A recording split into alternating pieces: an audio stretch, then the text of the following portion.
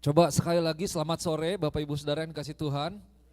Baik-baik semuanya, puji Tuhan ya, amin, puji Tuhan. Oke, ini ibadah pertama di bulan Desember, so welcome December. Udah mau akhir tahun lagi gak kerasa, kayaknya saya ingat dari bulan Oktober sepertinya. Ini anak saya udah kalau di mobil kan suka nyambungin Bluetooth dari handphonenya. Yang di setel udah lagu Natal. Jadi dari Oktober saya bilang, Jeff ini masih lama, belum masih 2 bulan lagi saya bilang. Tapi kayaknya aduh udah kangen gitu dengan suasana Natal. Udah pengen kayaknya vibe Christmas itu udah dirindukan gitu. So kalau kita lihat ini sekarang Desember ini adalah bulan yang memang ditunggu-tunggu oleh banyak orang ya. Banyak orang percaya, terutama sebagai orang Kristen, kita menantikan momen Natal ini.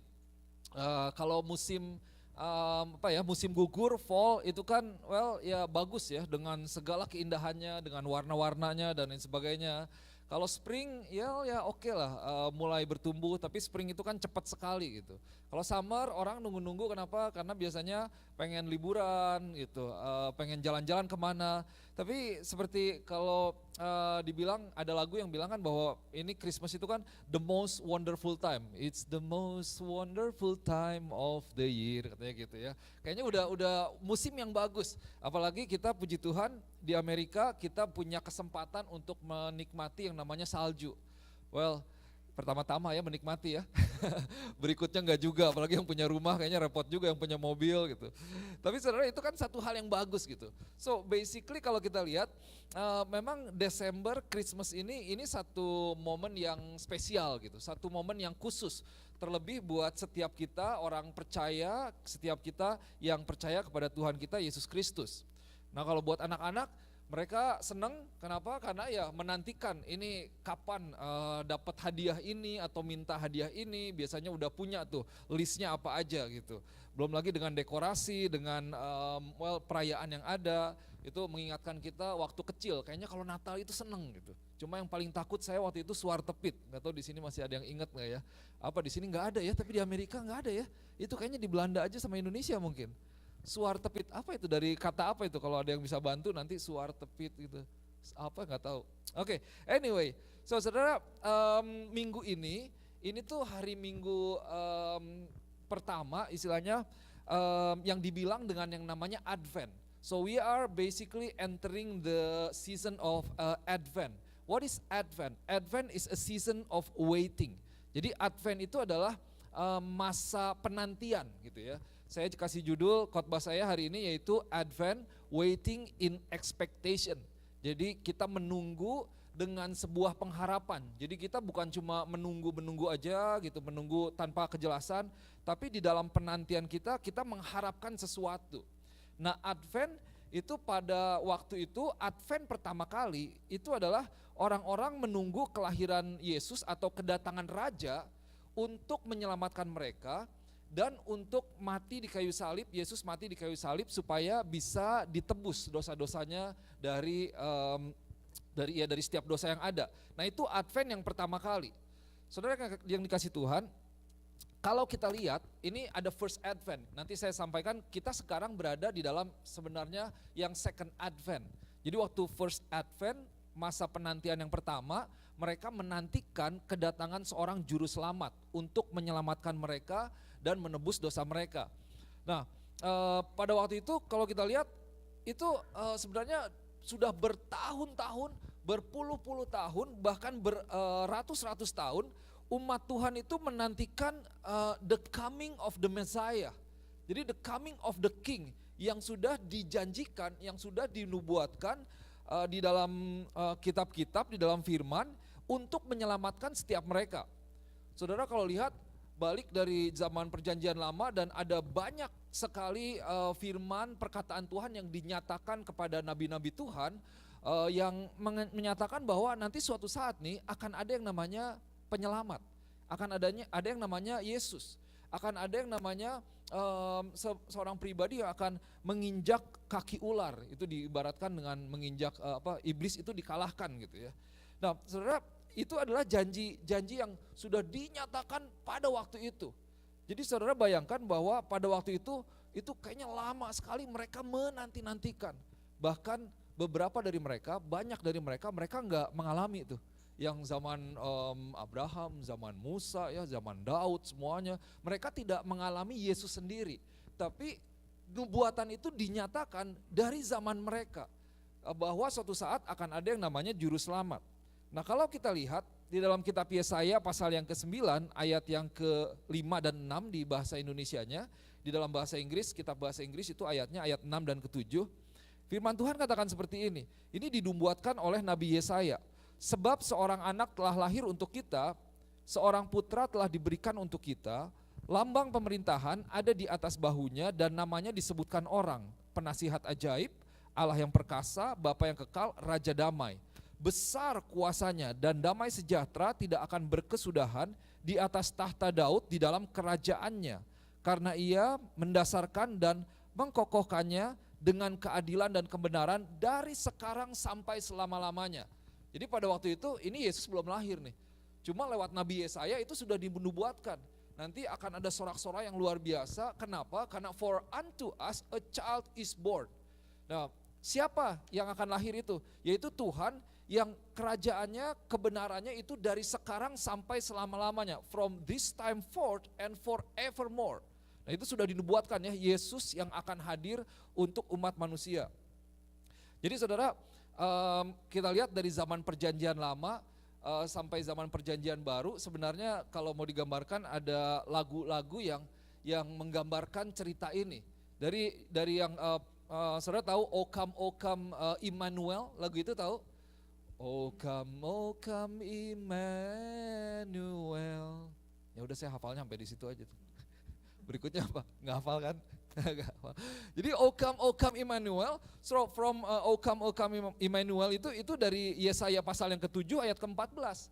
Itu dibilang begini, sebab itu Tuhan sendirilah yang akan memberikan kepadamu suatu pertanda. Sesungguhnya seorang perempuan muda mengandung dan akan melahirkan seorang anak laki-laki dan ia akan menamakan dia Immanuel. So ini udah disebut nih dari waktu itu. Jadi akan ada Yesus yang dilahirkan oleh seorang perempuan muda, the virgin, bahkan dibilang shall conceive and bear a son and shall call his name Immanuel. Makanya ada lagu itu, O come Immanuel. Ayo ini Immanuel, Tuhan yang bersama dengan kita, itu datanglah gitu ya. Mereka menanti-nantikan. Saudara bisa bayangkan, wah penantian yang sangat panjang, penantian yang istilahnya mereka ajarkan dari kitab-kitab ke anak-anaknya seperti itu, bahkan orang tuanya tidak mengalami, tapi anak-anaknya pun terus mengajarkan sampai akhirnya Yesus datang ke dunia ini. Jadi dari from O come Emmanuel sampai ke joy to the world. Tadi kita nyanyikan ada Immanuel, ada joy to the world. Di Lukas pasal yang kedua ayat 10 dan 11 dikatakan begini. Lalu kata malaikat itu kepada mereka, jangan takut sebab sesungguhnya aku memberikan kepadamu kesukaan besar untuk seluruh bangsa. Hari ini telah lahir bagimu juru selamat yaitu Kristus Tuhan di kota Daud. Jadi from O come Emmanuel sampai pada akhirnya benar-benar lahirlah seorang juru selamat. Dan itu dipenuhi dengan sukacita yang luar biasa. Joy to the world. Wah dunia bersukacita lewat orang percaya.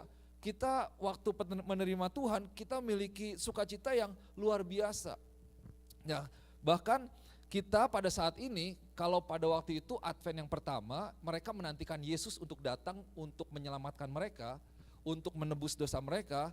Nah kita ini sudah hidup di era setelah Yesus datang ya.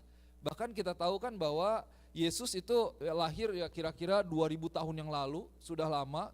Kemudian seperti pengakuan iman rasuli yang kita nyatakan setiap saat, yang kita akui bersama-sama, he ascended into heaven and seated at the right hand of the Father. Dia naik ke sorga, duduk di sebelah kanan Allah, Bapa yang maha kuasa yang luar biasa, and then he will come again to judge the living and the dead.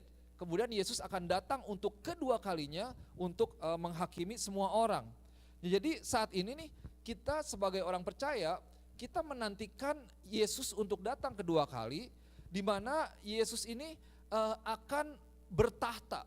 Jadi the first Advent actually it was about waiting for the Savior, that someone that Jesus that would die for their sin.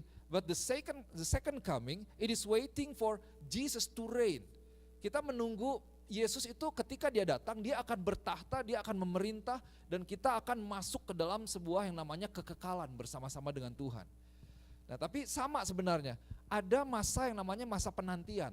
Gitu. Mereka menanti, wah mereka juga nggak tahu tuh. Pada waktu itu setelah Yesaya menubuatkan kan itu mereka nggak tahu ya kapan, apakah tahun depan, apakah 10 tahun lagi. Tapi mereka menantikan dengan luar biasa, dengan penuh kesabaran. Nah ini yang bisa kita pelajari. Sebenarnya sama juga dengan kita.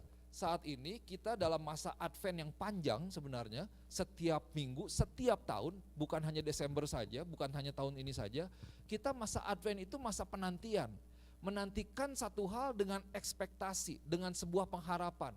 Yesus nanti datang kedua kalinya memerintah bersama-sama dengan setiap umatnya. Tetapi pada bulan ini khususnya kita memperingati kembali nih. Kita menantikan kembali. Ada dalam satu momen menantikan kelahiran Yesus ke dunia ini. Nah ini yang perlu kita pelajari, ini yang perlu kita dalami. Dalam masa penantian ini, apa sebenarnya yang terjadi di dalam diri kita masing-masing. Atau apa yang sebenarnya kita nantikan. Saya mau ajak saudara untuk kita boleh buka Alkitab kita dalam kitab Matius pasal yang kedua, ayat yang pertama sampai ayat yang ke-8. Ini tidak ada di depan. Kita akan lihat ada 8 ayat di sini. Matthew chapter 2 verse 1 until verse 8. Saya bacakan bahasa Indonesianya dan bahasa Inggrisnya bisa sambil dibaca sendiri ya, saya nggak akan ulangi ya. Kalau saudara boleh mau baca atau buka bahasa Inggris is okay. So judulnya orang Majus dari timur, the wise man from the east. So sesudah Yesus dilahirkan di Bethlehem di tanah Yudea pada zaman Raja Herodes, datanglah orang-orang Majus dari timur ke Yerusalem dan bertanya-tanya, di manakah dia raja orang Yahudi yang baru dilahirkan itu? Kami telah melihat bintangnya di timur dan kami datang untuk menyembah dia. Nah saudara perhatikan apa nih yang orang Majus bilang ya. Jadi mereka datang kemudian mereka katakan, kita udah lihat bintang nih, kita mau datang untuk menyembah dia. Ketika Raja Herodes mendengar hal itu, terkejutlah ia berserta seluruh Yerusalem. Saudara tahu kenapa? Karena memang buat Raja Herodes itu kan sebuah ancaman. Orang udah tahu nih, dari zaman dulu mereka menantikan seorang raja, seorang juru selamat. Terus tiba-tiba dibilangin, ini rajanya udah lahir nih. Wah, ini ancaman bagi tahta saya nih. Makanya dia terkejut, kaget sekali, dan sebenarnya orang-orang Yerusalem juga yang mendengar pasti kaget. Mereka belum tahu aja Yesusnya ada di mana, lahirnya di mana. So ayat yang keempat, maka dikumpulkannyalah semua imam, kepala dan ahli Taurat bangsa Yahudi, lalu diminta keterangan dari mereka, di mana Mesias akan dilahirkan. Wah itu saya bayangkan orang-orang pinternya suruh gali coba, ada nggak dari kitab-kitab zaman dulu, kitab kungfu lah, kitab semuanya, ini kira-kira di mana, dianalisa, ditafsirkan. Nah ayat yang kelima, mereka bertanya kepadanya, di Bethlehem, di tanah Yudea, karena demikianlah ada tertulis dalam kitab Nabi. Ya memang ada, memang sudah ditulis dan sampai sekarang. Dan engkau Bethlehem, tanah Yehuda, engkau sekali-kali bukanlah yang terkecil di antara mereka yang memerintah Yehuda, karena daripada mula akan bangkit seorang pemimpin yang akan mengembalakan umatku Israel. Lalu dengan diam-diam, Herodes memanggil orang-orang Majus itu, dan dengan teliti bertanya kepada mereka, bila mana bintang itu nampak.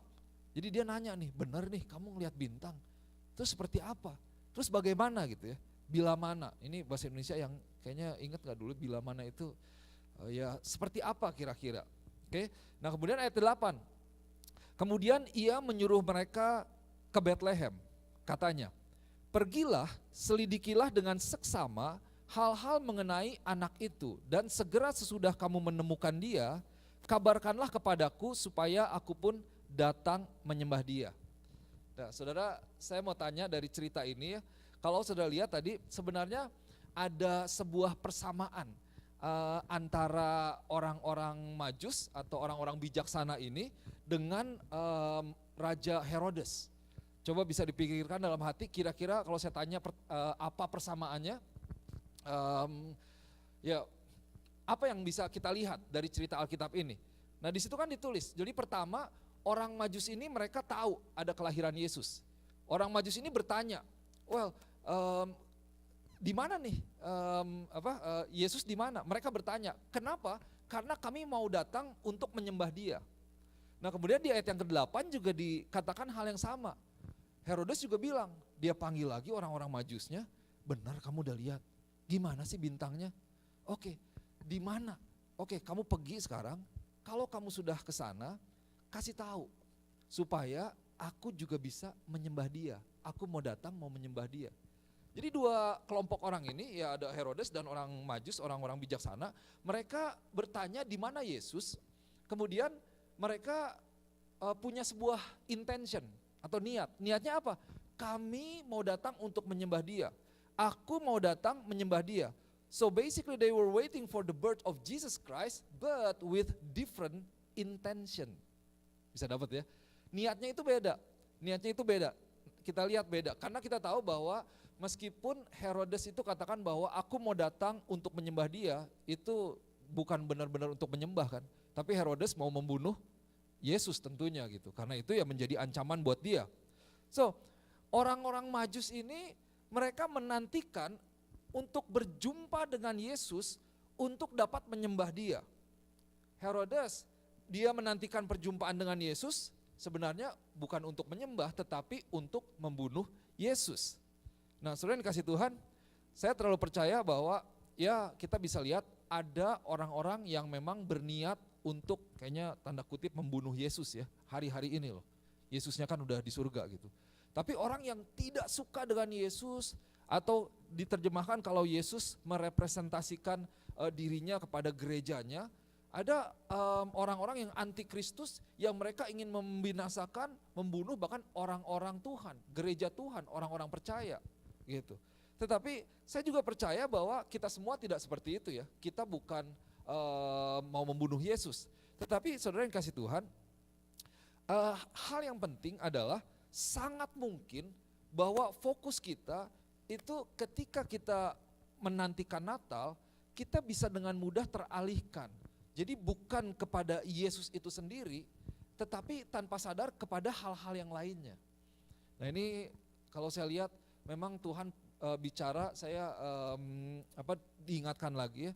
Ini sepertinya Roh Kudus memang sedang mengingatkan setiap kita nih, dari beberapa minggu bahkan dari beberapa ayat atau firman Tuhan, perikop yang berbeda yang diambil, ini mau membawa kita untuk kita boleh selalu kembali fokus kepada Yesus kita. Bukan kepada apa yang terjadi di sekeliling kita, bisa keburukan ataupun bisa hal-hal yang menyenangkan, bisa hal-hal yang begitu baik yang ada di dalam kehidupan kita. So, Herodes datang, dia bertanya, dia meminta untuk kasih tahu Yesusnya di mana. Tapi dia datang dengan satu intention, motivasi yang berbeda. Nah saudara yang kasih Tuhan, saya mau ajak waktu kita masuk di dalam masa Advent ini satu masa yang luar biasa sebenarnya. Masa yang bisa mengubahkan diri kita, yang bisa menguatkan diri kita, tetapi ini juga bisa menjadi satu season, satu masa, satu musim yang sepertinya biasa-biasa saja. Ketika semuanya sudah lewat, ya lewat aja. Tanpa ada satu significant thing, ada satu hal yang berarti yang terjadi di dalam kehidupan kita yang berdampak di dalam masa depan atau kehidupan kita sehari-hari. So sore hari ini saya mau encourage untuk kita, mari kita boleh siapkan hati kita untuk Tuhan. Ada amin. So let's prepare our heart for Jesus. Let every heart prepare him room. Nah tadi dinyanyiin gak ya? Let every heart prepare him room. Enggak ya? Lagu Natal, ini banyak lagu-lagu Natal udah masuk mulai. So dari O Come Emmanuel, Joy to the World, and then nextnya apa? Let's prepare our heart for Jesus. Mari kita boleh nantikan Tuhan. Siapkan hati kita untuk bisa Tuhan itu lahir dalam hati kita. So be ready to open your heart for Jesus to be born in our heart again. Kalau Natal ini adalah sebuah masa penantian, di dalam sebuah pengharapan, pertanyaannya apa yang kita nantikan? Apa yang kita tunggu? Apa yang kita harapkan? What are you waiting for? Ini what are you waiting for ini bukan tunggu apa lagi ya, tapi artinya benar-benar apa nih yang kita harapkan dari Natal ini? Apa yang menjadi penantian kita? Karena mungkin ya, ada orang yang wah seperti pada waktu itu kan ada bintang di timur. Wah, orang katanya kalau ngelihat bintang kan, wah mengkilat, bersinar, bagus gitu. Atau gembala-gembala mereka melihat malaikat di sorga, wah menampakkan diri. Itu kan pengalaman yang wow gitu ya, yang wah kayaknya luar biasa. Orang Majus dia membawa persembahan yang luar biasa. Wah itu kan juga satu hal yang meriah istilahnya, dan mereka bersuka cita. Tapi saudara yang dikasih Tuhan, kembali apa yang kita nantikan di dalam momen Advent ini? Pada akhirnya apakah kita menantikan Yesus itu sendiri untuk lahir dalam hati kita? Jangan sampai fokus kita justru beralih kepada hal-hal yang lainnya. Nah di Lukas pasal yang kedua ayat yang ke-7, firman Tuhan katakan seperti ini, sekali lagi ya saya bacakan. Ia melahirkan seorang anak laki-laki, anaknya yang sulung. Lalu dibungkusnya dengan lampin dan dibaringkannya di dalam palungan, karena tidak ada tempat bagi mereka di rumah penginapan. So let every heart prepare him room. Nah kenapa di dalam bahasa Inggris dibilang begini? Because there was no place for them in the inn. Inn itu kayak hotel lah. Kayak kemarin tuh mau Thanksgiving itu kan nyarinya, syukur udah nyari dari 2-3 bulan sebelumnya. Karena semuanya udah penuh gitu. Gak ada tempat buat Yesus untuk lahir di penginapan, jadi lahirlah di kandang domba. Nah, apakah ada tempat di hati kita untuk Yesus itu bisa lahir? Oke. Nah, Efesus pasal yang ketiga ayat yang ke-17, firman Tuhan katakan begini, sehingga oleh imanmu Kristus itu diam di dalam hatimu dan kamu berakar serta berdasar di dalam kasih, so that Christ may dwell in your heart. Okay, through faith that you being rooted and grounded in love. Nah saudara yang kasih Tuhan, firman Tuhan katakan tadi bahwa ini Yesus lahir, tapi dia lahir sebenarnya di tempat yang kayaknya tidak layak gitu ya. Kenapa? Karena tidak ada ruangan, tidak ada tempat, tidak ada penginapan yang terbuka untuk Tuhan. Jadi waktu kita masuk dalam musim Advent ini, let us prepare our heart. Let every heart, setiap hati dipersiapkan untuk kelahiran Yesus. Kita persiapkan hati kita untuk kelahiran Yesus, sehingga apa? Sehingga Yesus bisa lahir di dalam hati kita, Yesus bisa diam di dalam hati kita, dan kita bisa berbuah di dalam Tuhan. Nah Advent ini kan is the season of waiting in expectation. Advent masa penantian gitu ya. Advent itu sebenarnya ada 4. Jadi ada 4 minggu sebelum tanggal 25 ya, karena sejarah dan lain sebagainya. Jadi itu diperingati dari minggu ke minggu. Kalau orang yang Yahudi mereka ya punya khusus lah, istilahnya kebiasaan khusus dalam Advent ini gitu. Jadi mereka benar-benar menantikan, dan waktu mereka masuk dalam masa Advent ini, mereka benar-benar memberikan diri mereka untuk menantikan Tuhan, untuk masuk ke dalam firman Tuhan, kembali kepada hubungan dengan Tuhan. Nah saudara dikasih Tuhan, saya mau ajak, mari kita jangan teralihkan oleh hal-hal yang ada di sekeliling kita. Kita rayakan dengan luar biasa, ya seperti tadi bintang di timur itu mengkilat, pasti bersinar bagus. Orang-orang Majus persembahannya itu pasti berkilau luar biasa. Malaikat-malaikat di sorga itu kan menyatakan dirinya kepada gembala, menampakkan dirinya, itu kan memberikan wow experience gitu ya, wow sampai kaget, sampai bersinar dan lain sebagainya. Tetapi mari kita ingat bahwa semuanya itu bukan esensi dari Advent atau bukan esensi dari Natal itu sendiri. Esensi dari Natal itu apa? Bahwa Yesuslah yang pada akhirnya menjadi tujuan mereka, Yesus yang memuaskan diri mereka gitu. Jangan sampai nih kita terlalu sibuk dengan mempersiapkan hadiah, mungkin nanti mau ngedekor dan lain sebagainya, tapi akhirnya kita melewati Yesusnya itu sendiri. So dalam masa Advent ini, dari minggu ini sampai nanti membawa kita kepada minggu Natal, saya mau ajak kita, mari kita boleh persiapkan hati kita. Kita jangan terlalu fokus kepada yang aksesoris sampai kita melupakan Yesus itu sendiri, yang menjadi esensi dari Natal. Jadi saudara, biar hati kita dipenuhi kembali pada saat ini dengan gairah yang luar biasa untuk kita melihat Yesus. Untuk kita boleh bertemu dengan Tuhan. untuk kita boleh mengalami Tuhan. Wah, orang-orang Majus kebayangnya itu mereka ngeliatin bintang aja sambil jalan gitu. Sambil jalan itu kan berhari-hari itu. Kenapa? Karena kami mau menyembah Dia. Tujuan mereka apa? Oke, mereka membawa hadiah, mereka menikmati semuanya, tapi pokoknya pada akhirnya semuanya kami mau bertemu dengan Tuhan, kami mau menyembah Dia. Dalam arti kami mau mengalami Dia, kami mau melihat muka Yesus, kami mau bertemu dengan Tuhan. Nah, biar ini yang boleh menjadi doa daripada setiap kita. Saya berdoa, saya mau ajak biar momen Advent ini menjadi sebuah momen yang istilahnya titik balik gitu ya, pivoting point, di mana kita bisa mendapatkan sebuah pengertian yang lebih dalam lagi. Kenapa sih Yesus lahir di dunia ini? Gitu ya. Kenapa Yesus datang ke dunia ini? Dan ini membawa kita juga untuk bisa mengetahui Tuhan, mengenal Tuhan lebih dalam lagi, punya hubungan yang lebih dekat lagi dengan Tuhan. Karena itulah yang menjadi tujuan kita sepanjang kehidupan kita, untuk selalu mengenal, mencari Tuhan, mengejar hadirat Tuhan. Saudara yang kasih Tuhan, kalau kita lihat memang Natal ini kan punya satu arti tersendiri bagi orang-orang ya. Setiap orang, mungkin ya ada yang artinya hadiah gitu. Bahkan yang gak percaya Tuhan juga merayakan Natal istilahnya. Dengan setiap aksesorisnya dan segala macam, bikin party dan segala macam.